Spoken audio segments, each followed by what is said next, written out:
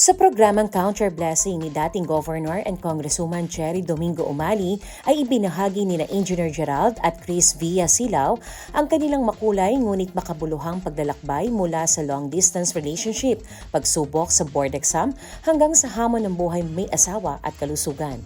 Sa kabila ng miscommunication at pansamantalang paghihiwalay, nanaig ang kanilang pananampalataya at bukas na komunikasyon na nagbunsod sa kanilang muling pagkikita at pagpapakasal. Ibinahagi nila na hindi naging madali ang unang taon ng pagsasama dahil sa mga adjustment at pagkakaiba ng ugali, ngunit natutunan nilang manaig ang pasensya at bigayan. Dumating din ang pagsubok ng magkaroon ng problema sa kalusugan ang asawa, subalit hindi sila nawala ng pag-asa at patuloy na kumapit sa panalangin.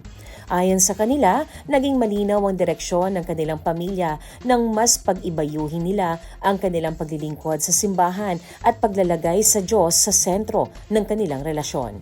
Sa huli, pinatunayan ng kanilang kwento na ang pag-ibig na may pundasyon ng pananampalataya ay kayang lampasan ang anumang hamon ng buhay.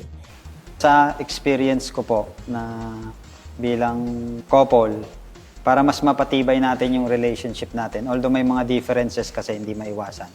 Lagi lang tayong mag-pray, basa ng Bible.